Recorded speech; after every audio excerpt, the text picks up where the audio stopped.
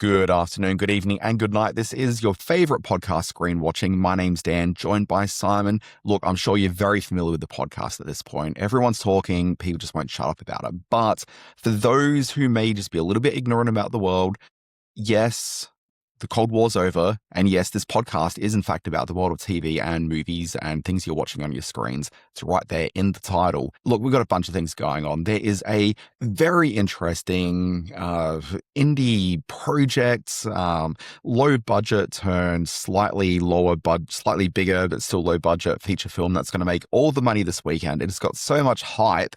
And look, I didn't know anything about this as a concept until maybe about a week ago, and I couldn't be more excited to see this.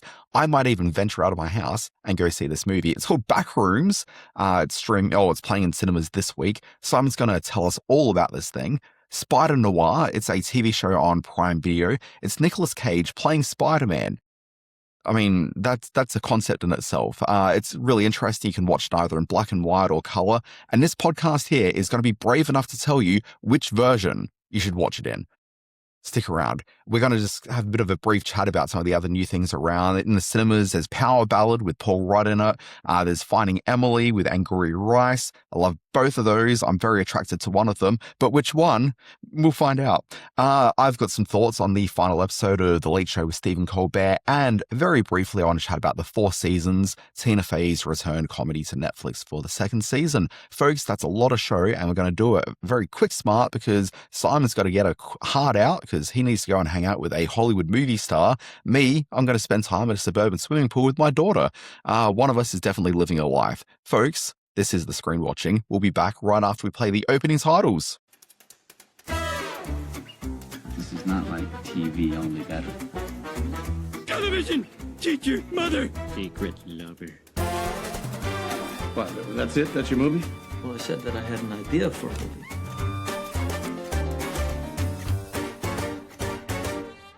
Those were the opening titles, and so thus, this is Screen Watching. I'm Dan, joined by Simon. Simon Foster, you do some work outside of this podcast as a extra on movie sets. How secret is the one that you're on at the moment?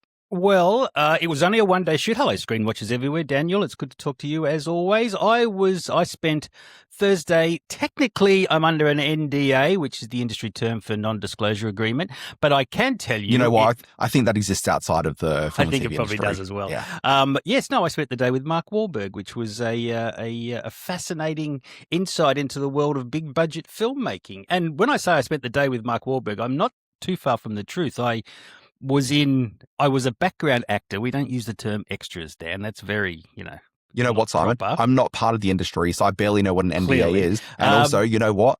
You're all extras. The man himself seemed very nice. Didn't sort of mingle too much with the background extras, but it was an airport scene. It's one of those big airport action scenes where the star runs through the crowd and get out of the way, get out of the way. And he's got to get catch the bad guy in the plane. Was it actually filmed at an airport, or was it like an office building somewhere? No. It was filmed, well, I guess I can say, it was filmed out at the Glebe Island container dock, which has a big sort of onboarding and offboarding facility, which when you add in a few X-ray booths and stuff like that, you get a fairly airport-looking sort of thing. It was a lot of fun. Actually, it was kind of boring for most of the day because you're standing around reacting. Isn't that all film and TV sets, though, really? It's going to take up about maybe 40 seconds of on-screen time, this sequence, but it took the whole day to shoot. It's good fun. I enjoy doing my background acting work. Yeah, 40 seconds of screen time could be about $1 million worth of budget right there. That's exactly right. It's a Netflix show, so there is a bit of money behind it. It's a movie, Simon. Movie, yeah. So. Yeah. Okay, well, anyway, speaking of Netflix and movies and shows, let's get to the raison d'etre of this here podcast. It's early, so I can break out the foreign language. It is very early here, isn't it? We're doing this very early in the morning. Okay, Simon, enough time talk. Let's talk about Backrooms. Let's watch a trailer. I found something. In the store. Okay. What did you find? The place. I found a place.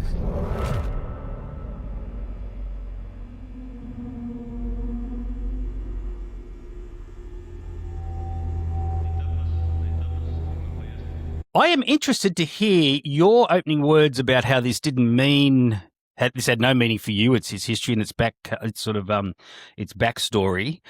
Because Backrooms for me is one of the very few internet. Wasn't quite a meme. It was sort of like a short web episode, a 4chan thing, which I didn't know existed until a little while ago. Where did you first see it? Where did you first hear about it? How much can you tell us about what Backrooms, the original source of the movie Backrooms? So look, I'm familiar with creepypastas, and so creepypastas have given way to one of my favorite horror TV shows, and probably the TV show that I think probably was the first thing to properly do horror on TV and have it be properly scary, which was this really cool little series called Channel Zero. Yeah, absolutely. Yeah, which had like the teeth monster in it. Oh, the teeth monster. Still, that was so creepy. Gives me the heebie-jeebies. So I knew about creepypastas, but I had no awareness at all of Backrooms, literally until this last week, in which all the hype's really been sort of building for the release of the movie. And then I found out about the web series. And I don't know if you can even call it a web series, but it's certainly a collection of initially written pieces that became sort of very short films and then kind of kept on growing and becoming bigger and bigger as a concern. Yeah, that's as I understand it as well. It was...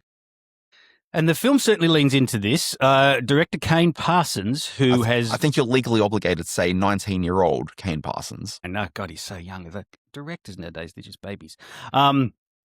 He made this, and I watched it again last night, and it is a very creepy sort of 9-minute short film about a man who gets stuck in this underground. Well, I guess it's underground. You're never really sure, but it's this never-ending series of big yellow rooms with fluorescent globes, which may or may not have other people down there, which may or may not have a monster walking through the corridors, and it's basically going around corners and being frightened to death by these things popping out. Now, Parsons did arguably the most famous of these, called The Backrooms, and that's been turned into a film in a very A24 style release. It stars Chiwetel Ejiofor, and it's taken us 20 years to figure out how to say that name. He's a good actor. I've been across it for quite a number of years, Simon, but you do you. I will, and he's very good as the failed architect turned furniture store manager, a very bitter man who has just gone through a separation from his wife for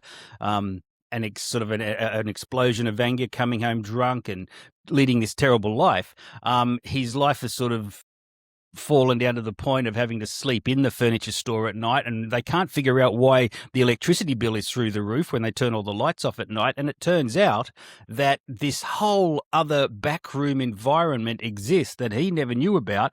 He, as is well pointed out in the trailer, he falls literally through this, I guess, kind of a metaphysical or non, particleized wall into this other back room.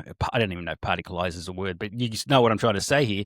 And they suddenly find himself living this extra existence inside these massive yellow rooms that just go on and on forever. When he's on the outside world, he's seeing a therapist played by everyone's favorite person, and certainly mine, Renata Rensve, who's just the shot of goodness that cinema needed at the moment. She's being terrific in everything. She's fine. But she gets pulled into this otherworld existence. When you see this film, and I'm very keen to see what you say about this film, Dan, it's a movie that deliberately confuses. You're never quite sure what the director is showing you that's truthful. You're never quite sure if that was a clue you should have picked up on that hints at some kind of truth. At the 40 or 50 minute mark, you're certainly starting to wonder, okay, when does this get scary? And it definitely gets scary. The back end of this is very nightmarish.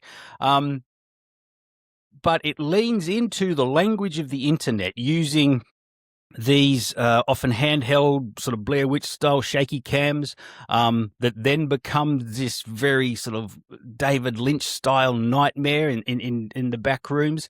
And with the very final shot of the film, you sort of get some idea as to the journey you've just been on, even if you didn't realize it. I'm willing to say that there's this new wave of horror that's going on at the moment. It started with Sinners, then was Weapons, and lately it's been Obsession, and these sort of very unique and very original visions that have brought sort of horror back to the fore. They're calling it horror's new wave. I reckon that'll be really tested after the opening weekend of Backrooms, because Backrooms is about as unique a horror film as I've seen in a long time. It's really going to challenge audiences as to whether it's scary, whether it's repeat viewing, whether it's the sort of thing that'll just become a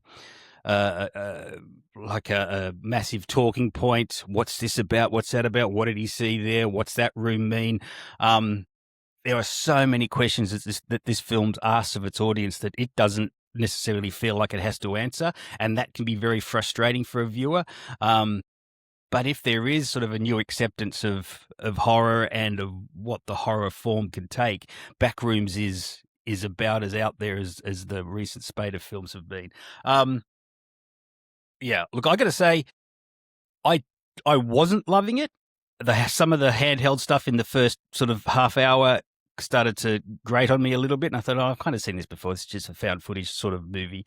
But then when it started to really challenge itself and challenge the audience, I really got into this film, and I ended up being quite sort of taken by it and been thinking about it in the days afterwards. It's that sort of movie-going experience. So, yes, I'll be keen to see. I through the week, I gave it a 4 out of 5, and I'm going to stick by it. But it will be a film that will absolutely divide the Rotten Tomatoes critics, that will divide opinion down the with public viewers. But it is one of the most interesting films I've seen this year. Okay, well, let's shift gears for a moment. Let's talk about something which is maybe a bit more traditional TV, but still kind of oddball in its own way.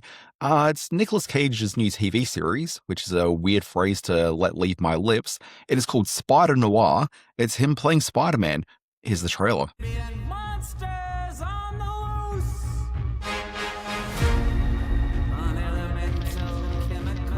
All you can do is fight to keep the chaos from your door. I came here to offer you a job. My friend disappeared. You haven't given us much to go. What can I say? The world's a dangerous place. But I think you're braver than you let on. Okay, so this show, look, we've all seen Spider-Man before, and we know how it goes. Like, you know what you're up for this one. We all know that Spider-Man is a 1930s private eye in the spirit of the Maltese Falcon. We all know that he's a man in his, mid-50s. Nicolas Cage obviously fits the Spider-Man role completely perfectly. Yeah. And then also we know that at nighttime he goes out there as the Spider, a costume vigilante. Wait, no, we know none of that because this is an oddball take on Spider-Man. Gone is Peter Parker, sometimes high school student, sometimes college student, sometimes photographer for the Daily Bugle, sometimes two of those three. Gone's Peter Parker, gone's the youthful exuberance of Spider-Man. But what remains is the idea of great power, comes great responsibility. Yeah. Turned on always good to meet a fan, Dan. Yeah, turned on its head a little bit in this one, which is at one stage Ben Reilly, which is the Spider-Man in this series, ends up saying that, as we all know, that, no power means no responsibility. It's basically, this is taking the idea of Spider-Man, but just recontextualizing him as a Sam Spade, as a I'm trying to think of the detective now from The Long Goodbye. Rick. That's not Rick. No, it's not. No, that was Casablanca. Dashiell Hammett. Those sort of gumshoe type. Yeah, absolutely. Yeah. And so what they've done with this is they've effectively created an 8-episode.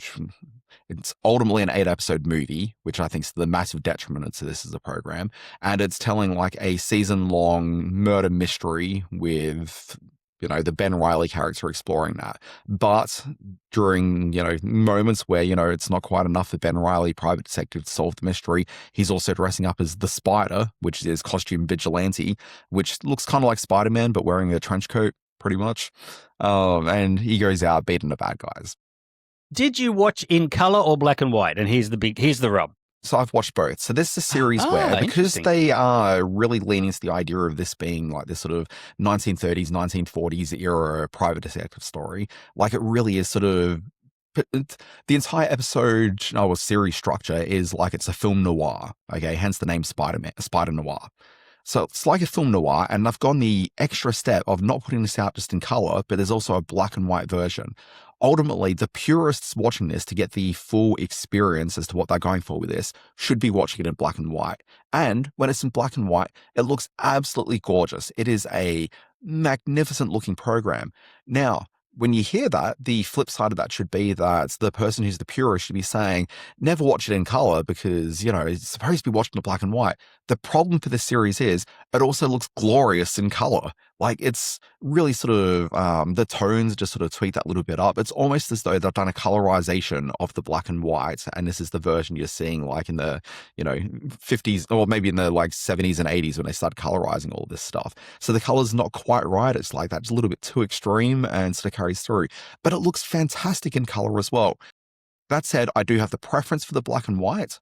Okay, and you've seen some of this, Simon. I watched the first 2 episodes in black and white, and I quite enjoyed it. I just think Cage is far too old to play this. When you see him swinging between buildings, you're like, no, that would snap bones in a guy someone this age. So it's I don't buy that, but I do like the noir detective. You know that people can't really sort of fly around like a spider and other stuff as well, Simon. I think there's some other disbelieving, elements you need to maybe put aside. Please, I'm not going to go that far. Look, my problem with this is that while I think they've done all the right things in bringing the concept of this to life, okay, so a couple of weeks ago, I talked about the Sheep Detectives. And the Sheep Detectives has this really sort of witty, funny conceit of sheep involved in a British Midsummer Murders cozy mystery murder sort of a scenario. And my criticism of that film was that while the concept was really funny and the execution was kind of fine, ultimately, the problem with it was that the mystery was kind of like a sort of B-level version of the Midsummer Murders. Like it just wasn't really the core narrative propulsion of it was just a little bit sort of weaker than it needed to be. Okay, but they kind of executed on the rest of it really nicely. The same thing's kind of happening here, which is that while they've executed the visual style of this, I think that Nicolas Cage is just fantastic as Ben Reilly. I think that it's a no perfect casting. I'm really into like that. Everything kind of works, except it looks a little bit too good. Like it just kind of looks, it doesn't quite feel like it's kind of like a 1940s thing that's been, remastered and, brought to the screen now. It looks like it's a modern production. It just looks too shiny. So like that kind of tweaks a little bit, but I'd be happy to look past that because it looks so gorgeous, except the murder mystery part of it just isn't really very compelling at all. And so they've done this amazing sort of world building from a narrative and visual perspective on it. The vibe of it is all completely right, but when you get to the mystery of it, it's just kind of a bit boring over 8 episodes. Like there's not enough to drive it. You make an interesting point. I felt I had that experience twice this week. The first episode of Spider Noir, I certainly agreed that the hook is there in the production design and in the filming of it, but I found the story as dull as dishwater. And I felt the first episode of The Burrows kind of the same. It looks and feels like it's got places to go, but that first episode was a slog. So yeah, maybe they're slow boiling these storylines, which I assume they are given the talent involved. But yeah, that there wasn't a big hook in either of those series to have me rushing back to watch the rest of them. Yeah, it just doesn't take it to that next level. And it's a bit of a shame because there's so much going for this one. If you're interested in the concept of this one, like absolutely give it a look because I think this is one of the TV events of the year because it really is like a really bold, audacious approach to doing one of these sort of big superhero TV programs. But it's that 8 episode thing. I'd kind of prefer if they had considered this maybe less as a 8 episode long thing and maybe lean more into movie serials and think about it a bit more as like maybe not even like hour longs, but do it as like a half-hour like classic serialized story. I think that would have been so much more exciting as a proposition here. You know what we need to do? We need to feel good about some things. Let's go to a couple of movies that I watched this week, which, it's a real good, feel-good double feature if you want to get along to an afternoon of movie watching. First of all, I want to chat about Power Ballad. This is the new Paul Rudd story from director John Carney. Now, if you don't know John Carney, he's the man who has made a bunch of films which use music as the central, motif. and make you feel good. They become kind of like musical fairy tales. The people involved in them aren't really real people, but you kind of feel that they are real people, and that's half the hurdle when you're watching a movie. He made Once, which got a lot of acclaim. My God, got to be 20-odd years ago now. But then he made one of my favourite films in a long time, Sing Street. He did Begin Again with Keira Knightley and Mark Ruffalo. He's got a way of telling very sentimental stories with music at the centre of them that absolutely warm the cockles of your heart. And there's nothing I love more than warm cockles. And in this one, Power Ballad, he's back in Ireland. Paul Rudd plays a sort of a failed band singer who's now sort of crooning away as a wedding singer at upmarket weddings all over the country. And then at one of the weddings, he meets Nick Jonas, who's a ex-boy band member striking out on his own with a big pop career, but he's also at a little bit of a turning point. He needs a big hit. They jam one night, and Paul Rudd's character, Rick Power, what a great name, lets loose with a riff he's been working on. 6 months later, Nick Jonas has turned that into a hit, and Paul Rudd feels like he's been robbed. He sees his dreams sort of drifting away as the Jonas character makes a lot of money out of this song, and a confrontation ensues. It's a very sweet film. What this film gets right, it's very hard sometimes when you have a movie about a song and the song's terrible. What John Carney managed to do is write really good songs at the center of his films, and the one in this one is a song that you can absolutely see being a huge worldwide hit as it becomes for Nick Jonas. It's really a story about two men who have failed dreams and are desperate to hang on to stardom and realizing in the end what's really important. And if it sort of stretches the boundaries of plausibility at times, and it certainly does, the feel goodness about it is all there in the end. So that's a film worth checking out, new in cinemas. A week after it was released is a film called Finding Emily. This stars young Australian actress Angourie Rice, putting on an American accent for some reason. It's all set in England. This is the new romantic comedy by the Working Title team, who've given us some of the biggest romantic comedies of the last 20 or 30 years. In this one, it's a very contemporary story. I was thinking when I was watching this, if this was 1985 or 1995, this would be, and it's about a guy who doesn't get the last number of his dream girl's phone number, so he has to go out searching for her everywhere. I mean, that's just classic rom-com. The last number, I feel that there's a very easy solution that takes maybe 9 calls.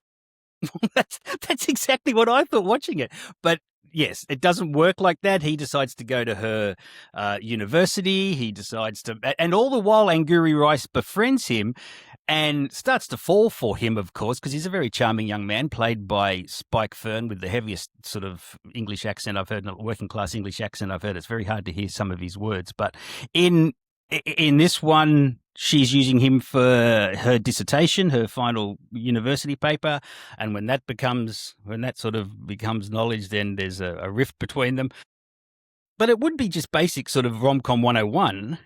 In this one, it's been very modernized. He's got to deal with the culture warriors, the woke warriors who think that he's a stalker. He's got to go on podcasts to try to find her.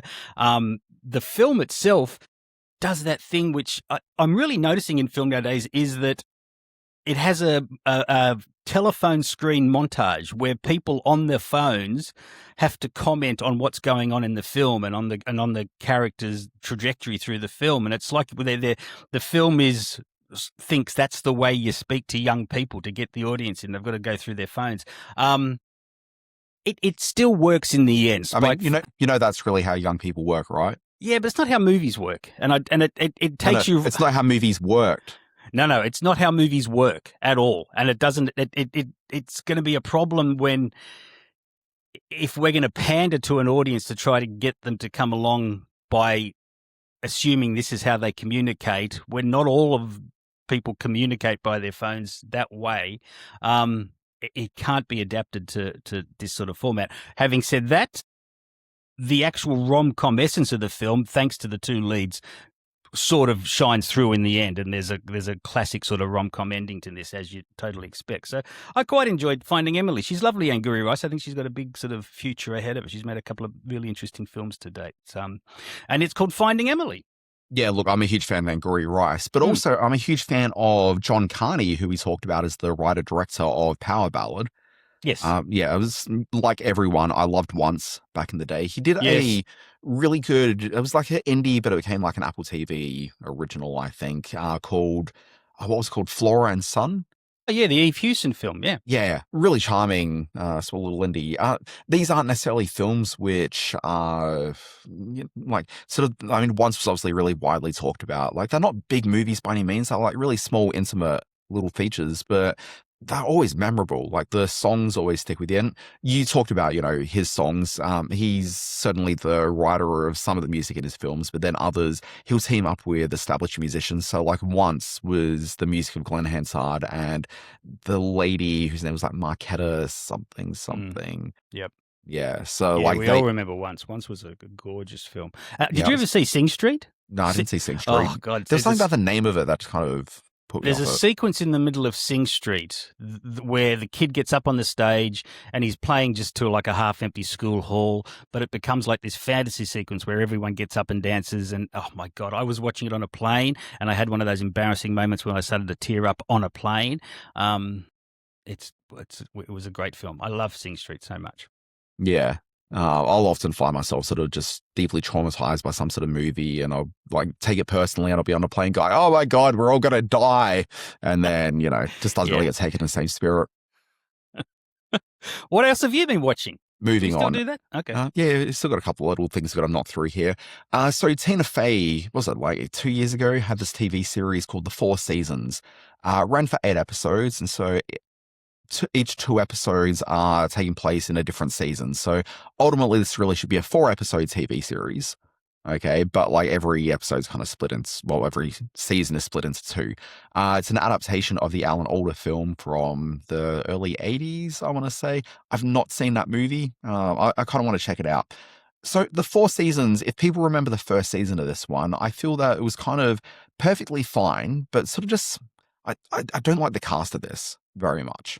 Okay, and there's 2 things that work against this one for me, in that it's supposed to be ultimately not all that different to like a John Carney movie in terms of this being like really small scale, intimate kind of production. Obviously, music isn't really a feature in this one at all, but it's about this group of friends who, for years and years, like go on multiple holidays a year around the place.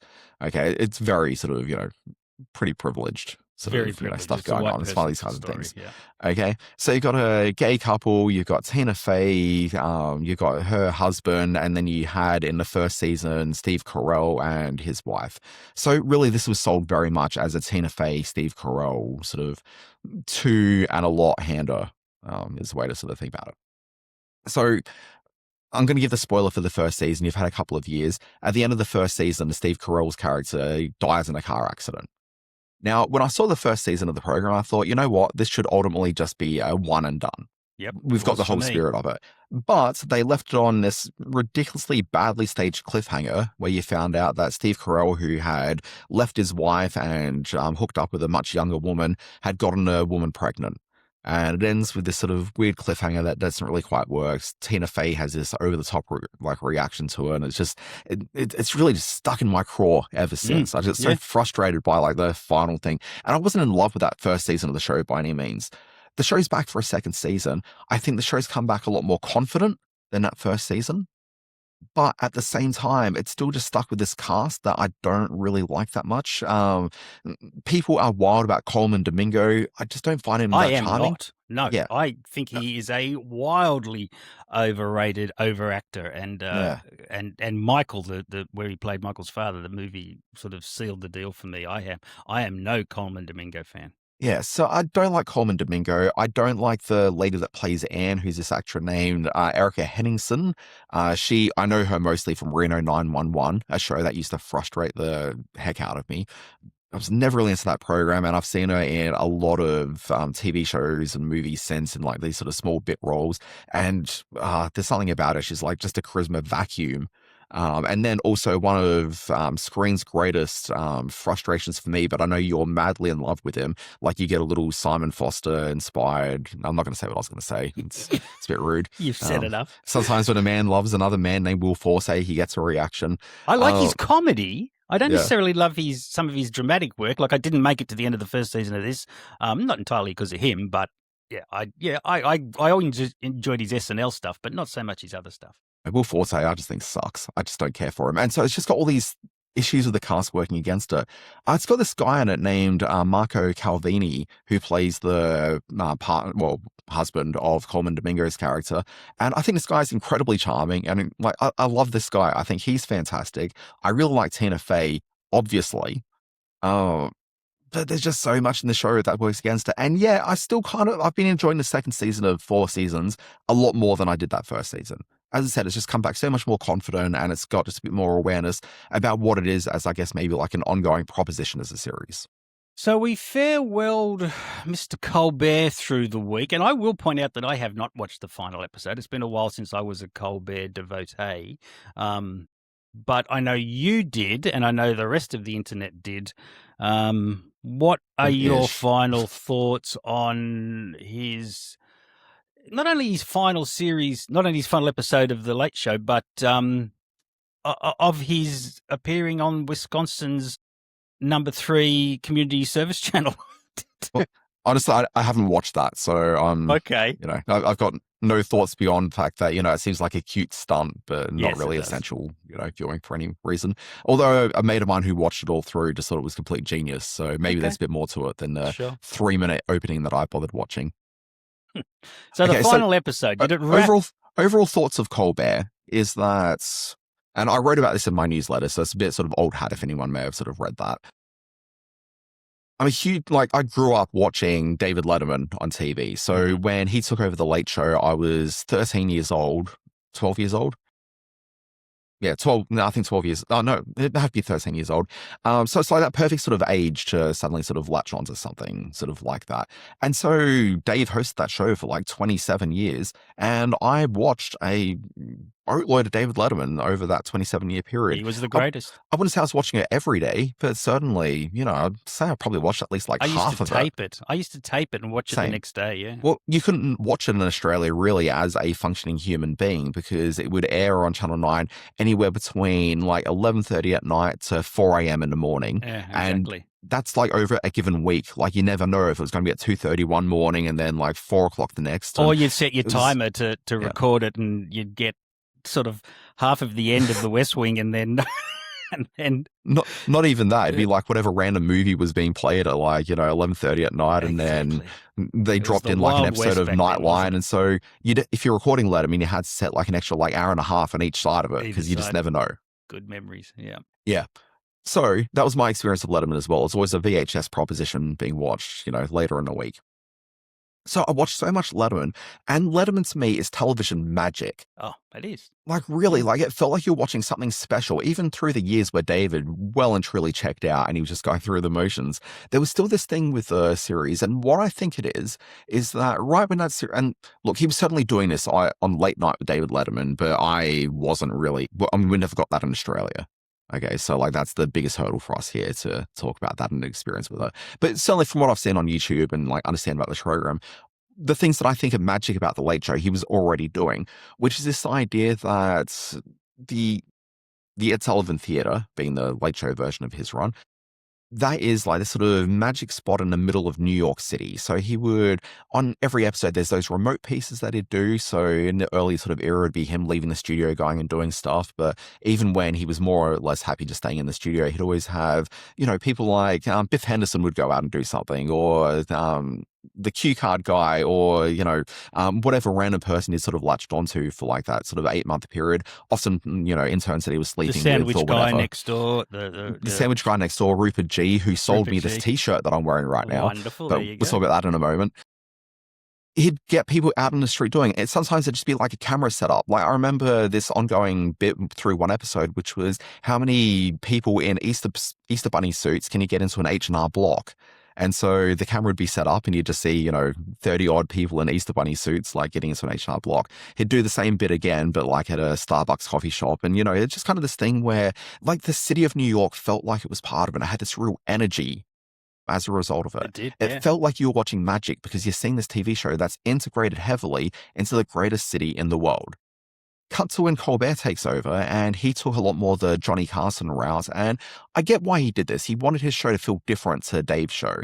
So you don't want him to be like the man of New York City.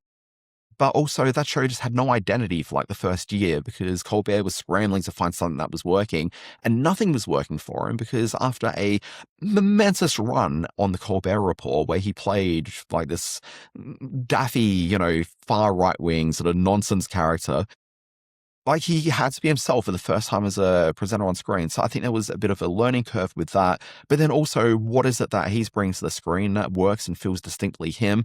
And that show just felt like it was nothing. Like it was kind of this guy going through the motions, just like reaching for comedy bits, just trying to find something Plus, it felt twee. It always felt very twee to me. That opening they had with the little sort of jerky characters of New York. I kind of like that. It sort of had an energy to it. But most of that was set during the daytime, which is weird for a show which is a late night program. And I had that Jean Baptiste as the band leader, and I was thinking, yeah, this isn't working at all. This seems a little bit too high pitched for me. Yeah, I like him, but I never felt that he worked like great as the band leader on that program. Not at so all. there was just all these things that never really quite worked. And even when, Trump got elected and he leaned really heavily into, the Trump stuff, that never really quite worked for me either, because the way they positioned it was never that, Trump is an existential threat to democracy, to the Western world. I mean, look, you can say that's a bit highfalutin, but, we're on the cusp right now of the world entirely falling apart because petrol's like incredibly expensive. Yeah, and, it's not highfalutin at all. It's just what's happening. This is the thing. So it's not hyperbole to suggest that, there's huge consequence like right on the horizon right now for us all as a result of this man. But the problem was that even from like term Trump carrying through to now, it was never pitched as though, hey, look, we're all in this together. It was always, oh, look how Stephen feels about this. And so like, it was like this big sort of thing that's happening in the world, but it's always, Stephen's going to be upset about this. And it's like, I don't care that Stephen's upset about this. He should be there representing everyone, but he's always just there representing himself. And so for the last 8 years now, it's just felt tonally just sort of weird and odd as a result of that. So like the show's never really quite worked for me. It lacked the magic. It kind of lacked sort of the right direction I'm looking for. I really like Stephen Colbert though. I think that he's a really interesting talent and I'm super keen to see what he actually does next. And I'll be absolutely there for it. I mean, I bought this t-shirt for a reason. I don't love his version of The Late Show, but I love Stephen Colbert. And so when I'm watching this final week or two of programs, I was left feeling incredibly sad, not for the loss of this program, because this incarnation of the show I don't really care about, but I felt incredible loss on two fronts. One, the Ed Sullivan Theatre after this will never get used again for a TV program in this style. And to me, that just upsets me tremendously. Like, to me, I talked about New York being the greatest city in the world. It is. And this to me was the center of it, because for 27 years of my life, I've watched it being the center of New York City. The same. Very first thing I did when I went in, when I went to New York in 1995, one of the very first things I did was went and had my photo taken out front of the Ed Sullivan Theatre. So I know exactly what you're saying about a connection to that. Yeah, I was in New York City. It probably wasn't first day. In fact, the first hour I was in New York City, I was out the front of Ghostbusters HQ, which I had the hotel that I booked in and then realized about an hour later that it was just right there. So I was very excited. It was very well chosen. But, suddenly within a couple of days, I was there outside of, the Ed Sullivan Theatre, just gazing up. I went around the corner to the Hello Deli, which was run by the aforementioned Rupert G. But he's closed the deli since, but he was selling Late Show merchandise. So I got a Late Show with David Letterman shirt from him and also this Colbert shirt that I'm wearing at the moment. He did not seem like he was in a good mood when I went there, but, I still said hi. So I didn't really talk to him very much, just sort of said hello, and that was really about it. But the other thing that, we have to think about with Colbert is that this is the end of the Late Show. This is happening at a period where, look, I mean, depending on how you want to view it, the show is either being cancelled because it wasn't profitable anymore or was definitely edging towards being a huge money suck, or it was cancelled for political reasons. My view on it is that it's probably really both. And so, look, the idea that late night is struggling isn't really a big surprise to anyone who's been paying attention. The ratings aren't really quite there for it anymore. There's 4 TV shows on the air at the same time that have pretty much the exact same political bents, have the exact same style. I mean, 2 of these shows are hosted by men named Jimmy. Like, there's not a lot of variation happening in a lot of these late night programs. You see Strike Force 5 with, the 5 men all standing in their suits looking like almost the exact same person. Like, it really speaks to the fact that, late night TV in the US has fallen into like this just awful, homogeny, I guess is probably the way to really phrase it. And then, the ratings aren't there for it because broadcast TV ratings across the board are, flattening out. It's just a form of TV that doesn't really make any sense anymore. It's ratings, they aren't really quite there. Like, podcasts have really replaced late night TV for a lot of reasons. So you just got all these elements to it which don't work anymore. So the loss of the Late Show isn't just the end of this program. It really is kind of the end of late night TV. Yes, there'll still be 2 Jimmys on the air, but Jimmy Kimmel, we pretty much know that once Trump's, 10 years out, like that's Jimmy Kimmel sort of winding up his program as well. He's more or less sort of alluded to that anyway. And then Jimmy Fallon will probably last through to the end of his contract in 2028. And so that'll probably be the end of late night TV as we know it. There might be an extension for Fallon because he'll be like the last man left on the air at that point. But, this is kind of the end. And so as a late night devotee for so much of my life, like, it's really been sad. Yeah, it has. And I totally agree. So, yeah. If you want to see something joyous, Simon, there's an episode which happened in the week before the final episode of The Late Show where David Letterman returns to the Ed Sullivan Theatre. Yes. And it's basically just the 2 of them for almost the entire hour of the program. And it's them on the couch at the beginning. They go and sit in the studio audience, do like 1 or 2 sort of breaks from there. And that's fine. But it ends with Dave Letterman taking Stephen Colbert out on the roof, and they start doing Dave's signature bit from The Late Show, which was just throwing stuff off the top of the Ed Sullivan Theatre. Throwing stuff off the roof. The throwing of the chair was a beautiful moment. No, that is a great episode and a great way to wrap it up. It's fantastic. And I talked about the Ed Sullivan Theatre sort of being lost kind of a little bit through the Colbert run.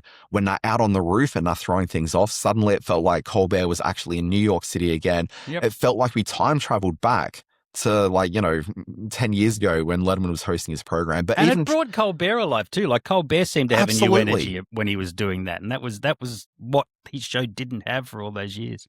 It's probably the only time in the entire show's run that it really felt like there was a real energy to that program. Yeah, but anyway, tremendous hour of TV. Yeah, it really was. Welcome back, everybody.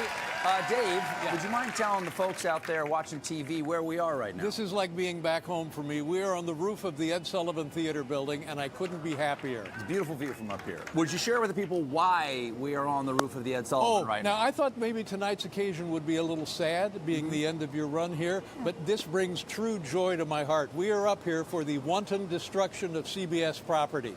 Now, I know for many years I enjoyed this as a viewer. You would throw things off the Ed Sullivan building. This is a true story. When I first got this gig, one of the first things they told me before we even moved into the offices is that I would not be allowed to throw anything off of the roof of the Ed Sullivan building because evidently there was a problem with a previous tenant. Yes, I'm so excited about this. So am I.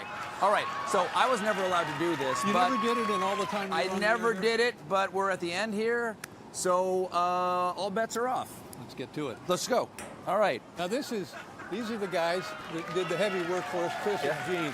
Yeah. Hi, guys. Chris, Gene. Nice to guys, see you. Thanks for your help. You guys will verify that this is actually CBS property, right? 100%, yes. Okay, anytime you're ready, Stephen. All right. Oh, now, my wait a second, God. guys. Before we do this, Dave, I think we should have a target, don't you? Right down there, my friend. Something circular, like a bullseye? Right down there, yeah. What do we got? Yeah. It's all fun until somebody puts out an eye. Yeah. That'll do. Gentlemen. Here we go. Get ready. Oh, my God. Yes. Oh, my God. Simon, that brings us to the end, mate. This up, don't we? What a pacey show. What a very busy show. Screen Watching can be found at all the regular links on Facebook at Screen Watching Podcast, on YouTube at Screen Watching. Go over to Spotify where you'll find us as well. I'm on the Substack with my Screen Space newsletter. Like, restack, subscribe, all those sort of things. Dan? alwaysbewatching.com. It's my newsletter. It comes out Monday through Friday with news and information about the world of TV and streaming. That can include streaming movies as well, and like just a few other things like occasional video game stuff, occasional like AI stuff, just whatever kind of tickles my interest on any given day. And then further to that as well, I do a newsletter called Always Be Streaming, which you get at alwaysbewatching.com as well. And it's basically your TV guide to what's been released on streaming this week. So much to read. So much going on. It really is. Have a great week, everyone. We'll be back next week with our look at Masters of the Universe. Which I've seen, but we're still under embargo, so I can't talk about it. I mean, you were so excited. It's like you were 10 years old. All right. Have a great week, everyone. See you, Dan. See ya.